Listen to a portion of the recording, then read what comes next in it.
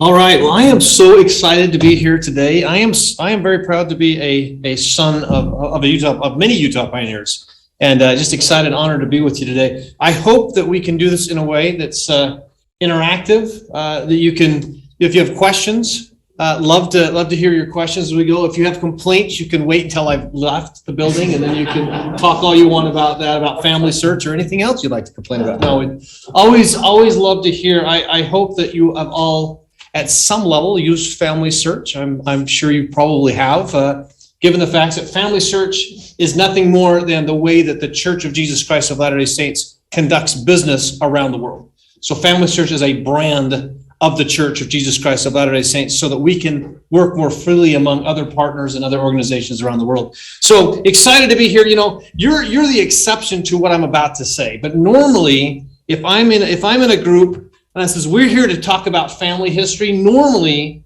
this is the reaction that I get from the crowd. And I apologize for you right now that you can't see as well. In fact, in many cases, it's either that experience or it may be the experience that this poor young man is about to have as he inserts that knife. And it's usually sometimes not a great experience for people, but you will know, and I'm here to testify, that what we see around the world is actually this experience. What does family history look like? It looks like this. Now, this individual, her name is Kimberly Butler. She is a journalist, prominent journalist. She was in Salt Lake in November. We had her in the Family History Library. And her reaction, this is her reaction on camera, as she was discovering about her family. And what almost always happens is it starts like that, with that level of excitement, and then it turns to this. It turns to tears. Tears of joy, of gratitude, of love, of connection to our families. That is what we feel. That's what Family Search is about. It's about the emotion, the turn of our hearts towards our family and our ancestors. So I know you're eating and you have, some good food there in front of you, but I'm going to ask you to take a quick pause. We'll just do this for a few seconds. And I'd like you to turn to your neighbor there and just share, and you're going to share both ways. One for maybe 30 seconds, one, and then back the other direction. Who in your family inspires you? So think about that for a second. Who in your family, this could be a grandfather, could be a grandson. Just, you're inspired to be a better person, whatever inspires you. So go ahead and share.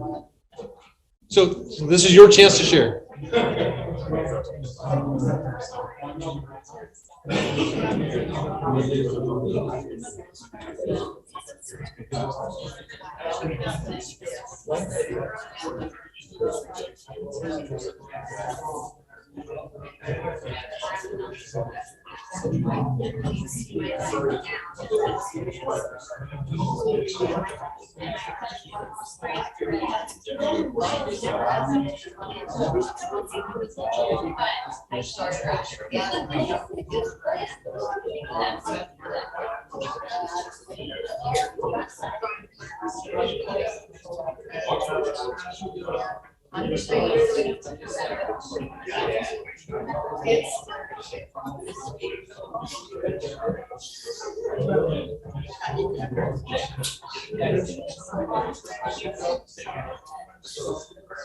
All right. Sorry to interrupt good conversations. We'll kind of bring you back in here.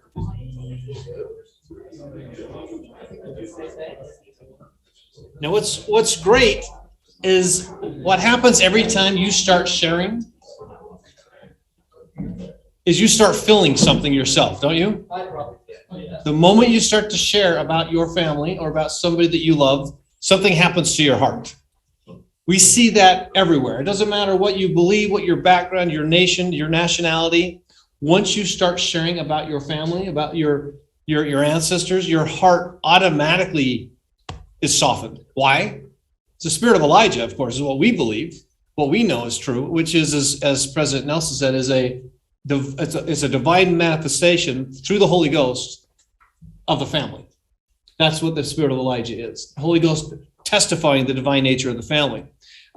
So when we talk about who inspires us, I'm going to talk a little bit about what Family Search is doing to help you to learn more about your family. But I want to share one of my own quick stories. So I inherited for a time a tomato box, and this is the box. And when my uncle passed away, He had been living at my grandma's house, and all of my grandma's paper, anything that was left of my grandma, was thrown in this box and put in a storage shed. And it sat there for about 30 years, just in this terrible little non-archival quality tomato box, right? I don't know what else was hanging out in there, little critters in that tomato box. It's amazing anything survived out of that. And when my uncle died, a cousin took that box out of the storage shed, along with tools and everything else, and opened it up and looked at it and said, well, maybe Jay Valentine would be interested. And that's my dad, would be interested in this. So he dropped it off at my dad's house, and my dad's like, maybe Stephen would be interested in this.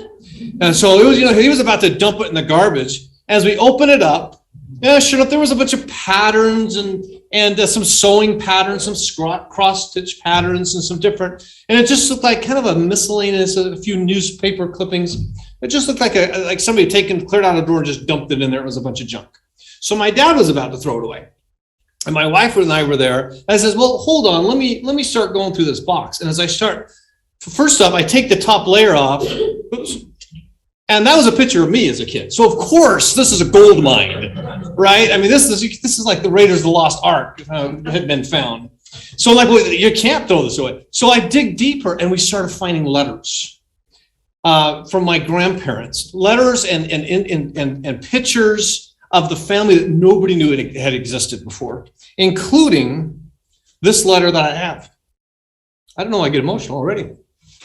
I'll get it together here. This letter here that I hold in my hand, it's from 1920, had been down in this box, I don't know how many years. And it was addressed from my grandfather to a Miss Inez Lloyd in Farmington, Utah. I have no idea who Inez Lloyd is. And by the way, that's not my grandmother. And my grandmother was Anna Jensen. So I'm like, well, who is Inez Lloyd? And so I open up this letter, and I start, by the way, this is my grandfather. This is John Edgar Rasmussen, handsome man. And he wrote this letter in 1920 from Portland. He had been in Portland looking for work and wrote this letter to this young lady. And so this was the letter. And as a portion of it, as I'm reading this is a love letter. And I'm like, well, wait a minute, Grandpa, you didn't marry her. Who is this person? And I was so intrigued. Why didn't they get married? This was in April of 1920. So I have to learn more about this person that meant so much to my grandpa.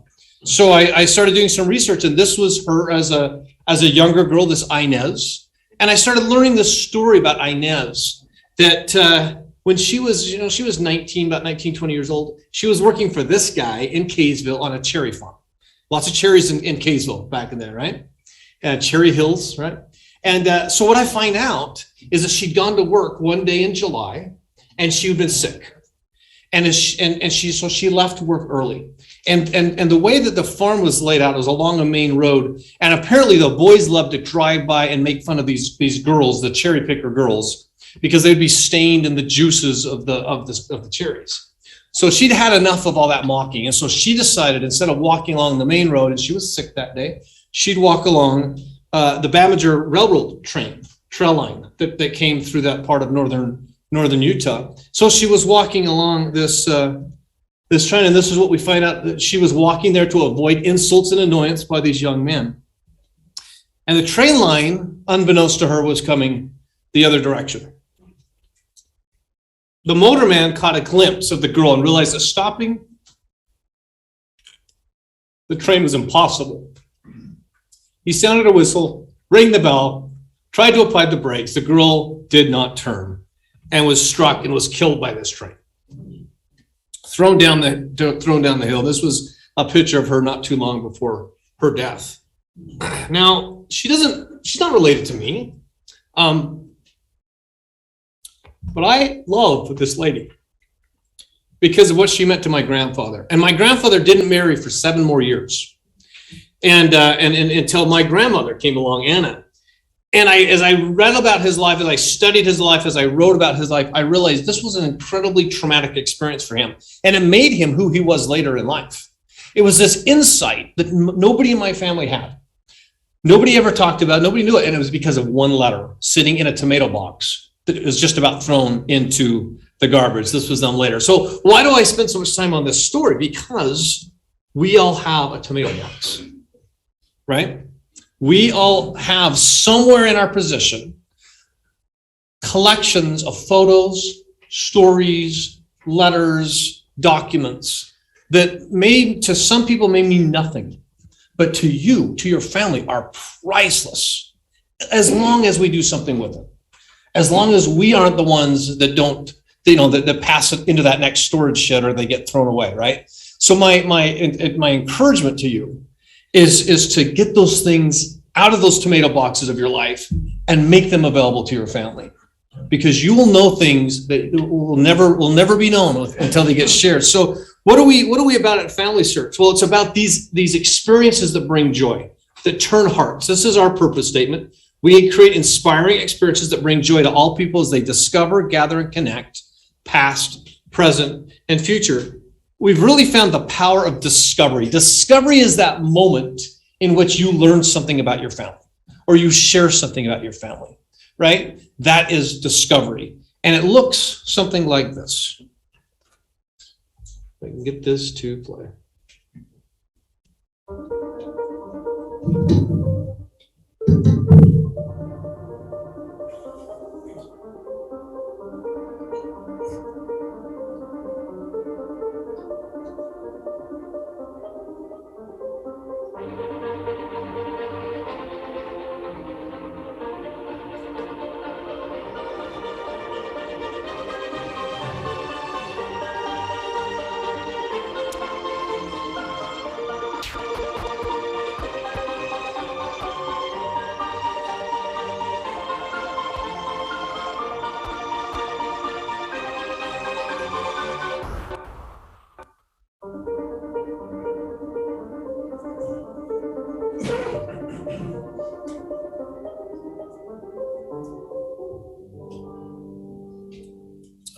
I really like that little video that we put together, because I think it highlights the great diversity of what we consider family history. It's really the everyday moments, and those everyday moments happening around the world, which is so exciting. I wanted to talk today about some of the challenges that we face in trying to help you to discover and share your family story. And so maybe you're that family historian in your family. You're here. You have a natural interest and desire towards your family. Hopefully, you're taking an active role in sharing those stories and preserving those stories and publishing those stories and getting those photos documented, all the names, right? Hopefully, you're sharing some of that into the Family Search tree so they can be shared with everybody. That's the one shameless plug that I'll give in this presentation. But I wanted to talk about some of the global challenges that we have that will prevent people from finding their family stories. Whoops. So a couple of things. First off, around the world, records are at risk. And so I'll show you a few examples of what we mean. But at Family Search, since 1894 is when the church formed the Genealogical Society of Utah, just down the road. And since then, we have been around the world racing the clock, trying to preserve the world's records before they're destroyed. And every year, millions of records, unfortunately, are destroyed, even in our modern society. This is an example just a couple of years ago in Georgia, where a courthouse burned down and the records were lost. Now, fortunately, in this particular case, we had been in that courthouse a few years ago, and we were able to come back and replace their most important records that we had microfilmed originally and then digitized. But many don't have that opportunity, and when they're gone, that's it. Those records are gone. Let me show you the conditions that we find as we go around the world into archives. We see things like this. This is in the DR Congo, and these are boxes and crates of their vital records. And when those records were taken out of those folders, they just disintegrated, because there have been termites all through those records. And so we see things like that. We see things that look like this.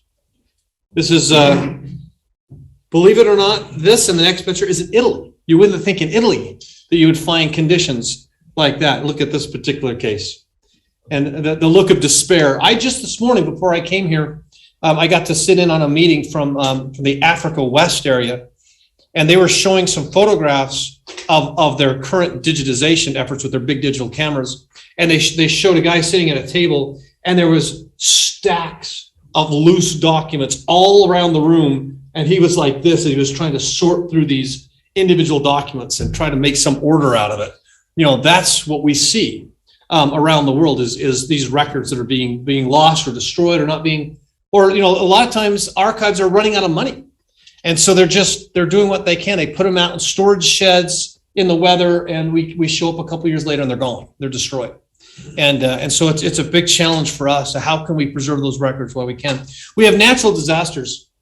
This was in the Philippines. You might remember Typhoon Yolanda a few years ago came through, and this very church, beautiful Catholic church, that then ended up looking like that, completely taken to rubble.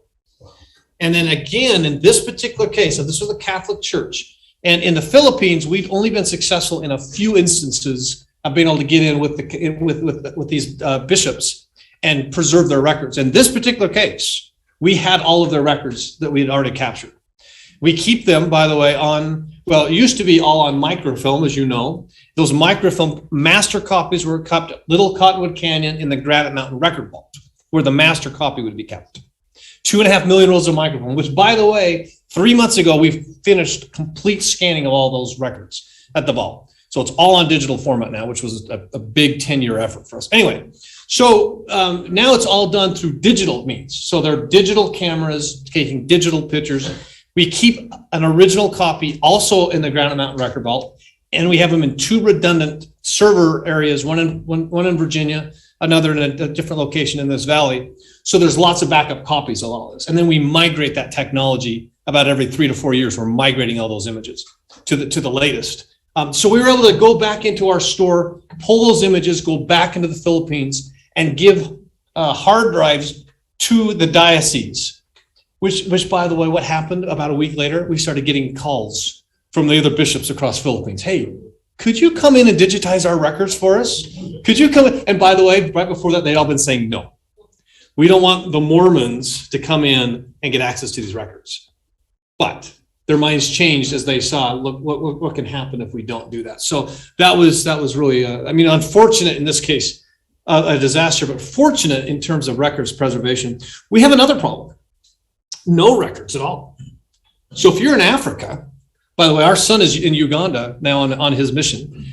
So we're getting to see firsthand some of those experiences. But in Africa, where are the records? There's some written records, particularly in the bigger cities. But in the villages, the saying in Africa is when the village elder dies, the town library burns down. It's all oral.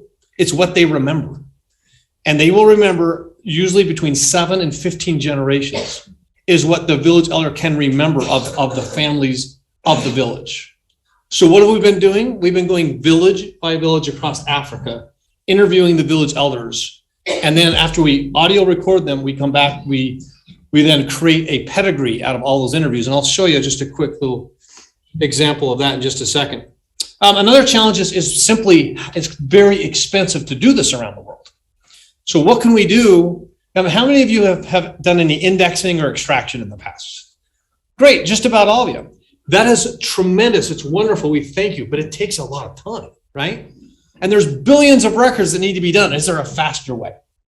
Can the Lord inspire us with technology? So I'll show you some examples of that too. So what are we doing to try to overcome these obstacles? Well, this is what a digital camera looks like. You know, it's not exactly like your phone. It's a little bit better of a setup where here we have an overhead camera. We have a nice glass plate. In this case, we have very very sophisticated software that helps us to not only capture the image, but we add information about each of those documents so they're searchable after the case. So that's a typical setup that we have around the world. Last year, by the way, COVID had a big impact on us because archives were closed. So we were not able to get out like we normally had. But even with all those restrictions, we had a phenomenal year. The Lord's hand was in it. So we had 312 of those camera crews around the world last year. We brought in about another 140 million digital images. That was a little bit lower year for us. But consider every one of these documents, 140 million of these being digitized, data being added about it, being uploaded, being preserved, being made available on Family Search. 140 million of them. It's pretty staggering to think about the scope of that from 49 countries. And I'll show you that. You don't have to read any of these little numbers, but it just shows you an example of where some of these are from. So 5 million out of China, 3 million out of India, 2 million out of Colombia, 14 million out of Brazil, 3 million out of Liberia, and on and on and on, just to show you the diversity, the global nature of the digitization work, because we are a global church and we're serving the entire world. So we're in almost every country trying to digitize. Please. Is anybody doing this work except for the church? So yeah, the question is, anybody else doing something like this? The answer is no, not to the scope. Now, individual archives will do some digitization of their own work. We do have a few partners. Ancestry.com, they do a few things in some commercial markets. Nobody is around the world doing what we're doing. And nobody has the kind of preservation systems that we have, which is why we can get in there. Because we have a unique offering. We can sit down with an archivist, a government leader, a church leader, and say, we can do this. We can preserve all your records. We'll make them available to you. We'll back them up forever. And the greatest news is, here's the cost. Nothing. We don't. They never pay a penny for any of the service. Please. How many employees do we have doing this kind of work? We have enough employees to do it. The great thing is we have a great missionary workforce. And so, for example, in North America, every camera that you see here, and I'll show you some other numbers in a minute, they're all, with the exception of maybe 5 or 6, are all missionary couples. So if you're interested, love to have you. By the way, on that topic, here is another shameless plug. We are starting up an incredible project in England. It's a 7-year project. So for you or people, friends or family, if you want to serve a mission in England, and that's always prime real estate, let me know. Love to have you come over and help us with our project in England coming up. So let me show you a couple other quick things. Records. So images, those are images, right? That's a photograph of a document. But on that document are names, information, right? A birth record. The name of the person who died, the name of the person born, the marriage couple. So think about a document, translate that into individuals on that document. So we published last year 510 million records or individuals from those records in 85 different countries. That was last year. So that's a lot of people, right? That's 500 million people last year. And let me give you a flavor of that. And it's same thing. You can see the counts from all over. Now, this Africa and China, we're going to be doing that starting this year. Those all start publishing on Family Search. So there's going to be tens of millions of names coming from Africa and China. So I thought you'd be interested, by the way, what published just today? Since the time that you woke up and got here and had a nice lunch, what have we been doing? Just sitting around? We've done some work this morning. All right. So I pulled a list of what we published this morning. So how many of you, raise your hand and keep your hand up if you can, don't get too tired with it. If you have ancestors in any of the following states: Virginia, ancestors, people you're looking for, Virginia, New Jersey, Indiana, Connecticut, and keep them up, Rhode Island, Vermont, Maine, or Massachusetts. Now, keep your hands up. If you have ancestors that come from any of the following locations: England, France, Denmark, Finland, Scotland. Okay. If you know people, you may not have, you can put your hands down so you don't have to keep up forever. Maybe you might be interested in knowing the people that come from Brazil, Mexico, Venezuela, El Salvador, Uruguay, Samoa, Argentina, India. So this morning we published, you can't read that, that's really small, but these are records that we published just today. So I'll read a few off you. That's France, that's a Department of France, that's 7 million records. Paraguay, England, Virginia, El Salvador, here's Venezuela, 18 million records that published this morning. Middlesex, England, that's 5 million records. About 850,000 out of South Africa. Samoa, 66,000 records. The United States, we published 33 million obituaries from the United States this morning. As kind of a sample for you. What did we do yesterday? Denmark, we had some military conscription rolls. Indiana marriages, a big, nice 5 million collection out of Indiana. Massachusetts, Finland, we did tax lists, about 800,000. Some Argentina. That's just since yesterday. Please. What does publish mean? Oh, that's a great question. You get an extra dessert. So what publish means is we take this original document that once was in the archive, we index it, we bring it in, and we do some additional treatment of the data to make it searchable. Maybe we take the place names that are maybe weren't transcribed perfectly, and what we call normalize that data. We make that data searchable. We add some additional data elements to it, and we get it in our publication system so it hints to your tree, and you can go in and find it. That's what publish means. It's now available for you to either get a hint from or go on the site and find it. So that's what we did in the last 2 days. Stick around tomorrow, and we'll have that many more countries available for you. Please. So Switzerland, Mm-hmm.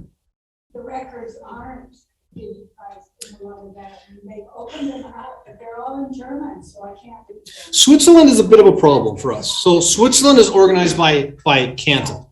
Right. We've been able to get into the German side, but not so much on the Swiss side. Well, I'm German, Swiss. I'm so sorry. It's a problem.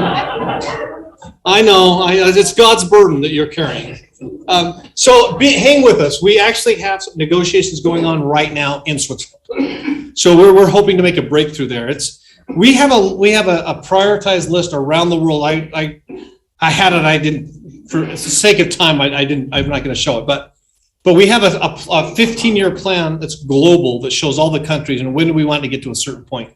Yes, you will, because Switzerland is in the next 5 years. So stay with us. But what we've had to do, we have to go back and renegotiate. So we hired a guy in East Europe that's now taking that whole region, and he's awesome, and he's making some big progress for us. So I've got a lot of hope for the first time in Switzerland. I've been working for the department for about 25 years, and we've been frustrated for 25 years about Switzerland. But you're talking to me at a good time. So that's we got some good hope there. So please. So we did a hint. Does that mean something new has been connected with our searchable data? Mm-hmm. So the hint is really kind of it's a mind-blowing thing to think about. So we have 1.3 billion people in our family search tree. We have 10 billion individual records. What we have to do is and every time we publish a new record, we take those records. This is kind of crazy stuff. I apologize in advance. So let's say all those records we just published, I talked about just this morning. We take all of those and we run those against 1.5 billion people in the tree. But then we have to look and find out, but who's actually the closest relation to that person in the tree? And then we would actually send you an email as a campaign for you to come and look at it. This is called a social graph, a data graph. And it is the complexity of it. We have these incredibly brilliant engineers, and that's what they're doing all day long, is figuring out how to make these databases work together so you can just get a little hint it looks easy in the tree, massive data engineering on the backside. So, all right, I'm going to go on and show you a couple other things, but we'll run out of time. And I got even better stuff than that to talk about.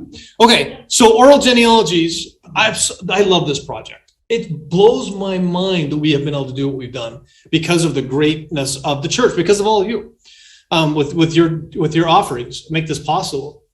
So this gentleman, 95 years old, life expectancy in Africa is 60 years old, is 60 years.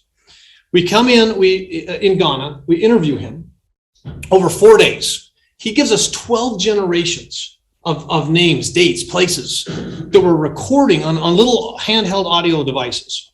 At the end of that, we come back and we always will go back. The contractors go back to their hotel, they transcribe it all up into pedigrees. They bring the paper back and I say, did we get it right? And they make some corrections. 4 days, on the 5th day, he passed away in the night. We just barely got it. And then we were able to then give to that village, here's everything that he gave us. And it's such a gift. So I want to show you a little bit. The video I'm going to show you is a couple minutes. We made it at the beginning of the project when it looked like, how are we ever going to do this? I'll tell you about our progress, but this is still a good insight of kind of what we're talking about.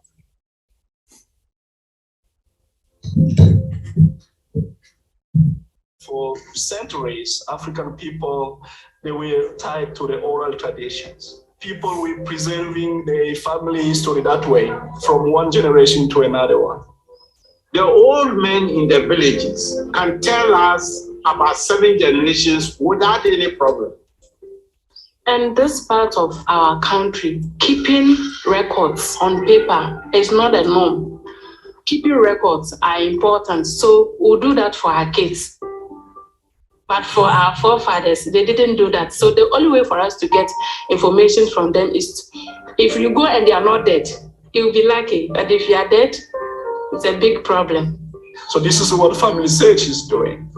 We are interviewing the chief of the village, we are interviewing the chief of clans, we are interviewing the chief of tribe or families, because these people are the ones that get the family information.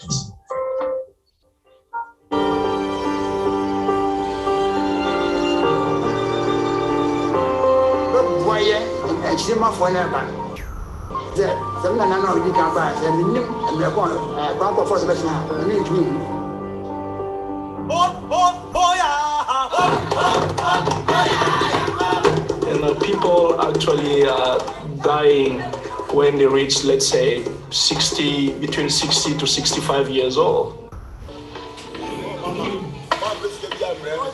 When you think about what there is to collect across Africa, so the oral genealogy in Africa is maybe 250 million names to collect, is what we've estimated that would have been available to Family Search across multiple countries today. This year, we'll collect 1.3 million names. 1.3 million, we got 250 million to collect. The math says we better get busy in a hurry. If we wait 5 years, they'll all be gone. Anything that we can do to get those people somehow, some way, in a particular record to show that they existed must be done. And it must be done now.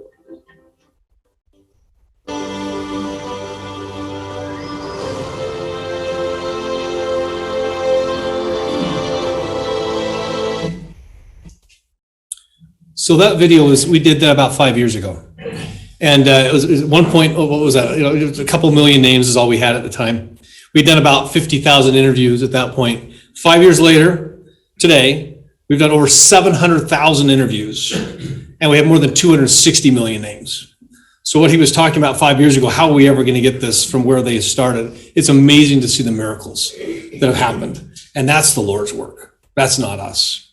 That is seeing the hand of the Lord. So very, very excited about that. Okay, some other fun things. What are we doing about some technology? How can technology help us? The Lord, by the way, did you know the Lord owns Google and the Lord owns Facebook? Absolutely. That's all his vineyard. And what we find, did you know all of our data now is hosted in the Amazon cloud? Because it's so much cheaper for us to work with Amazon. We used to do it all of ourselves. And now we use Amazon. Now we have our own backup systems that we need to.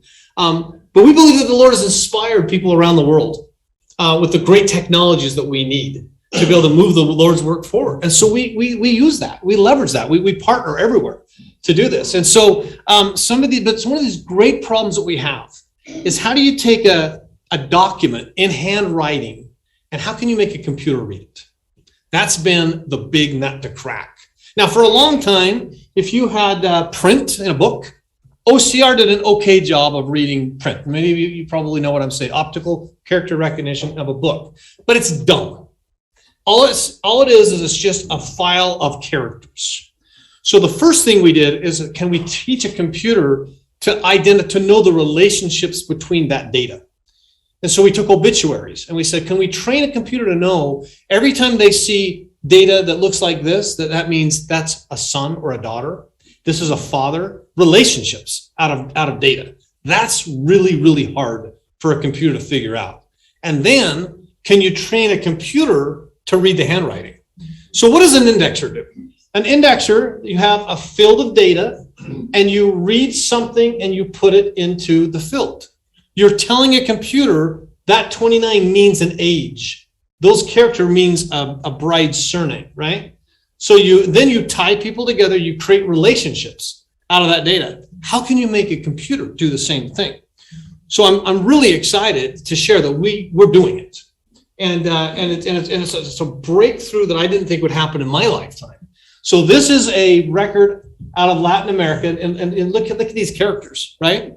We've trained the computer how to read those characters in a paragraph and recognize what's the witness out of the record, who are the grandparents out of the record, who are the parents, out of the record. It not only can read the characters, it can put it in the right fields of text. And that is a miracle. And we've done that to the order this year of 200 million Spanish records. We did that successfully on. Now, it's not perfect data. It's not perfect. But this is where the other side of the miracle is, and it's all of you. We have the best group of record improvers in the world. We have 400,000 of you that are volunteers that say, well, I can help make it better.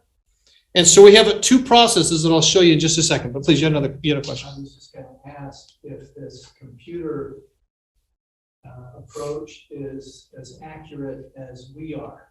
I would say in some places it's better than we are, and in some fields. Like, for example, it does not make mistakes on dates and on places very rarely, because those are what we call controlled groups. You know what to expect there. Names, they're coming in at about 90%, 85 to 90%, which is pretty astonishing, but it's not good enough. So what we're doing is using volunteers. We've just launched this in Latin America. So there's two ways. You have an app on your phone. This is what they're doing right now in Latin America with these records. They get served up a name, and they can simply say, yep, or nope. I can edit it, or I can say, I just don't know. And it gets routed to somebody else, maybe a little more qualified. So name at a time, they're doing it right on their smartphone. And able to the computer takes them right to the next name or the right next bit of information. The other one is a little bit more intense, and this would be for more people with a little bit more expertise, is we give them the whole record, and then we give them all of the fields. So we say, okay, it's Luis, it's Beltran, it's Ismael, it's a christening record. And then as you click on that, it'll take you to the right place on the record, and you verify it. And you can either say, yep, that's right, or you can change it. And I'll come back to that. Hold that in your mind for a second, because I'm going to come back to it. All right. So that's kind of a cool breakthrough. And we're going to pull it together in a project we're doing in the United States in just a moment. So that's on the technology side. What are we doing on the connection side? We have a little thing called Roots Tech. And Roots Tech, we were always really excited. Did anybody attend Roots Tech in Salt Lake down here at the Salt Palace? Great. So we were always really excited when we'd get 30,000 people at Roots Tech. Biggest genealogy conference in the world. We had 30,000 people there, and it was awesome. And then COVID happened. And we went, what are we going to do? You know, we can't bring people together anymore. And so we thought, well, let's see if we can put on a virtual conference. And to that point, virtual conferences, they weren't great. And we went out and we looked to see, are there any technology systems that we can use to host our conference? And they weren't great. So we realized we're going to have to build it ourselves. So we started a mad scramble to build a whole new system to host a virtual event. And that's what we did for last year. Was our first year doing that. I don't, hopefully you had a chance to log on for some of those events. It was incredibly successful. It far surpassed our expectations. We had 1.5 million people from around the world come and participate in Roots Tech. From 30,000 people that can come to Salt Lake to 1.5 million that joined us online, literally from all countries. This year coming up, 2022, is going to be way better. So one of my teams that I am over is the Europe team and the Europe East team. We have 33 individual classes just from Russia, Ukraine, Belarus, Latvia, in those languages. I mean, I'm so excited about what it's doing. We have classes from Africa. We have a class from Mongolia. We have stuff from every country that you can think of in their languages now that are available on this Roots Tech platform. So I'm really, really excited. And I hope you get a chance. It's coming up. It's the March 3rd through 5th. Hope that you'll log in. We've got some great stuff. And by the way, as a bonus, we're also working with the Sons of Utah Pioneers. And so I've been working with LaRon Taylor and with Brother Folkman. And I've got a member of my team that's been coordinating with them. And these are some of the cool things that we're doing. So the Sons of Utah Pioneers, they're going to be doing a live stream on a YouTube channel on March the 4th at 8:30 in the morning. We have 5 short videos that we produced with them. All trails lead to you. There's a great video called Pioneer Survival Skills that's been put together that's going to be on our site. And we have some promotions and other materials. If you go to the Roots Tech vendor hall, there's a virtual vendor hall. We have the Sons of Utah Pioneers that are prominently a part of that vendor hall. So I'm really excited to see how could Roots Tech help you? How can it help the Sons of Utah Pioneers? How can it help get the word out about this great organization and all that you have to offer? and get more people to come and participate. So pretty excited to see. It's a test year. We're going to learn, we're going to kind of develop this together, and then we'll keep making it better. But really, so even if everybody in this room just went there and clicked on that vendor hall a few times, that would help us out, right? As you see that people really did want to come and check this out. So, all right, well, let me move quickly because we're running out of time. I'm not going to spend. I'm just going to click through a couple of things.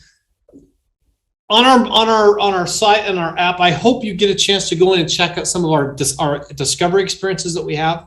We have some really fun things. If you have ever used Relatives Around Me, where you can click on your app and see, are you related to people in the room? You do that in a family party, you find out you're related to your spouse a little closer than maybe you feel comfortable with. You know, there's some of those surprises that come along the way. Luckily, Linda and I are only 9th cousins, so that's probably, you know, in Brigham City, it's legal up to 2nd cousins. So, you know, we're probably fighting first cousins in some cases. So we're okay. But there's some really fun things. This idea of mapping out where all your ancestors have come from is fun. You know, I talk about everybody from the South. I've got 50 of mine just right from the island of Bornholm, which is also where my wife's family is from, which is kind of fun. We've got the compare a face feature. You know, I can see how closely I look at my dad, or even worse, like this grandmother that has a big beard, which makes me really worried about my future. So there's some fun stuff on here, and I just hope you go in, take some time with your kids, your grandkids. We find this is really fun. There's a lot of fun activities on Family Search just to help you connect to each other. But I wanted to close up with something that's really exciting coming up that we'd love to get your help with. By the way, one other quick plug is, are you all familiar with Ordinances Ready? Does that sound familiar to you? So I would hope that within you and your family, that you never go to the temple without first clicking on Ordinances Ready and bringing a family name with you. We should have 100% of the church that's bringing a family name with you every time you go to the temple, which still isn't true, but it should be. And by the way, we have some new features there that are coming out in the next little bit that allow families to more easily share with each other their family-related names, and also wards and sakes to share together. If maybe I'm in a ward and there's that sister that doesn't have a lot of family around, but she'd love for the youth to go and do their names at the temple next time, they can easily share within a ward group or a state group. That's coming in the next little bit. Okay, but one of the things that I'm really excited, it's a project that I'm over, and so I'm here shamelessly plugging it. But in April, the National Archives is going to release the 1950 U.S. Census. Every 10 years. Now, 10 years ago when the 1940 came out, it was a big deal. We're really excited about the 1950 census for a number of different reasons. You all know what a census is. I don't need to go through that. But we have about 151 million people in the 1950 census. Now, I would dare say that there are individuals in this room that were alive in the 1950 census, right? And probably parents, grandparents that were there in the 19th. So the point is, you know people in this census, right? It's people that are connected to you. It's yourself, it's your family, it's people you're connected to. Now, that may not mean a lot to you, but let me tell you this. Here's what happens. If you walk into the Family History Library and you watch a person that walks in off a tour bus or comes in on a vacation, they sit down at the computer, what do? What do they type in? Yes, they type in their own name. And if they don't have that, if they can't find something there, they type in their parents or their grandparents. And it's every single time. They don't go to first with grandparents or great-grandparents. The problem is we usually can't give them anything because it's too recent. With the 1950 census, everybody in the United States is going to have a great experience. So it's the closest thing we have to living memory. It's our best opportunity to connect everybody into the tree and create these great discovery experiences. So I'm super excited about this. And we're going to use this new technology on the 1950 census. So we are partnering with Ancestry on this particular project. So we're not competing, we're doing this together. Ancestry, they have also been developing handwriting recognition. So they are going to do the handwriting recognition on this project. They'll take the images, they'll run it through their computer, and they will come out with a database of all that information. They're going to give it to us within a couple days, and then we're going to put it in our system and ask all of you to come in and help us to make sure that it's done right. And the cool thing is you can go right and claim your own family. Say, you can go look at yourself in the census. So once it's loaded, we'll say, hey, okay, Utah's there, Idaho's there, Arizona's there. Please go look at it. And you can go right in and find yourself, find your family, find your parents, make sure we have it right. We think that's going to be a really fun experience for you to be able to choose what you do. If you want to go do all of Brigham City, knock yourself, you'll have to race me, but knock yourself out. Whatever you want to do. We've asked stakes. Do you want to adopt your own stake? Ward, do you want to adopt your own ward as part of this effort? But this is what it's going to look like. Again, you'll have the opportunity on the app to just go in and look at names and see if we've got them right. You have the ability to go onto our website and look at it from that. We're going to launch, it launches in April. We're going to have a lot at Roots Tech to talk about this, to get people excited about it. But on April 1st is when the images are available. We hope to have this on our site live by about April 4th or 5th, where you can then start finding your family, finding people that you're interested in, and starting to help us with the curation of it. Please. So we won't be able to actually access the whole census April 1st because you still have to do. That is, so we'll have the images on April 1st. We'll have the first file of data probably by the 3rd or 4th. And then you'll be able to start going in and finding information on that at that point. But you might not be able to find it. You may not, yeah, you're going to be able to, it'll be like this. You'll be going to be going in and looking at what the computer said. I see. But we hope, we expect to go so fast that we're hoping in just weeks, the whole thing is fully.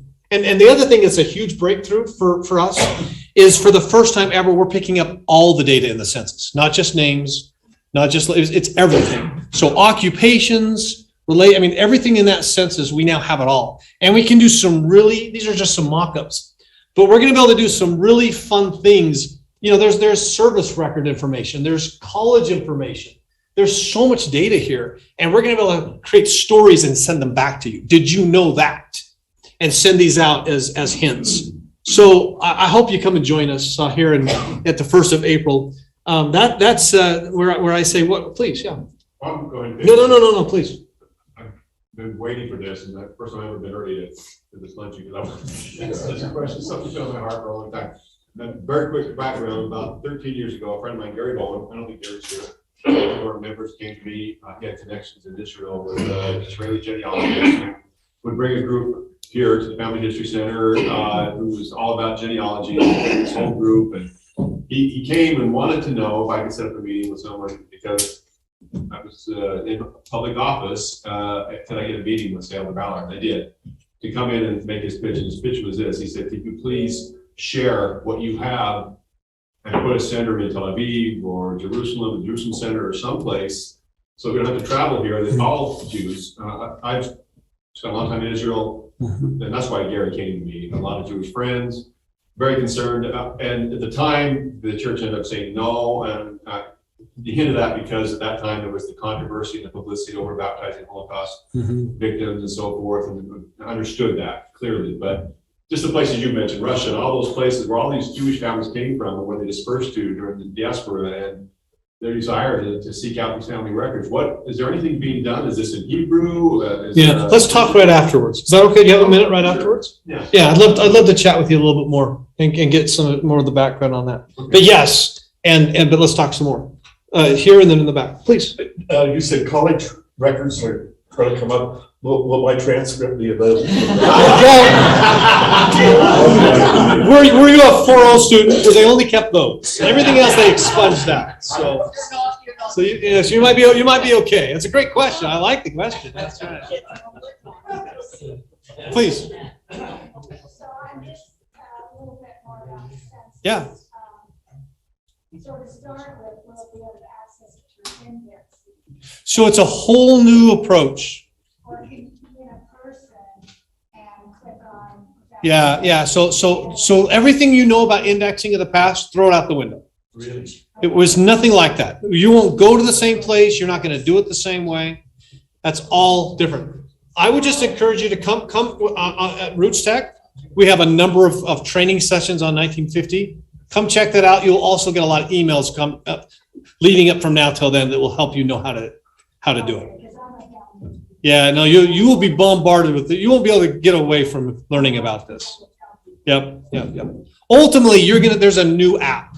It's called Get Involved. Don't go look for it now. It's not there. It's in Latin America. It's not on the App Store yet. It will be in April, in time. So there's a new app that you're going to download. It's called Get Involved. So it's not indexing, get involved. There's gonna be a lot of different opportunities there. One is this, and that will guide you through how to do this. If you come to our website, same thing. You won't go to indexing anymore. You're gonna go to get involved, and it'll guide you right into how to do this. So it's indexing now. We'll index other records, but just for 1950, yeah. Hopefully over time though, everything goes this direction. But we're still tuning the handwriting recognition to get there. So let me, oh, please, yeah. Okay. What is the last census, the first census that is already digitized? I mean, at what point do you have to quit digitizing? So this one is actually being released in digital format. It wasn't taken that way, but NARA, National Archives, they did actually digitize it themselves. And now, modern records are what we call born digital. So they're no longer, they don't even have a piece of paper, it's all digital first.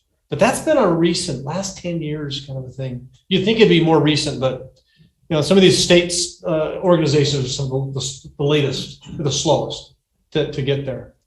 So yeah, but 10 years from now, that changes all the time. Yeah, great question. Isn't there a law that they can't release it until 72? That's exactly right. You get another piece of cheesecake as well, 72 years. And that varies, by the way, depending on the kind of record it is. Every state has different levels of laws, but for the census, it's 72 years.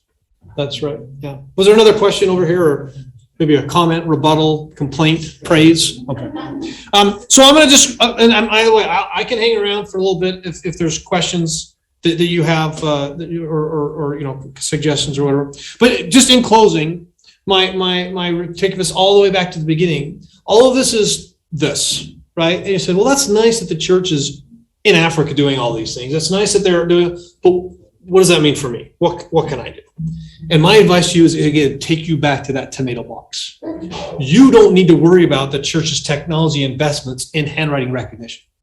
You don't need to worry about the digital camera crews we have going into Russia. What you can do is what you have. And it's the most important thing of all. It's your tomato box, because that's the thing we don't have, right? We'll never have that.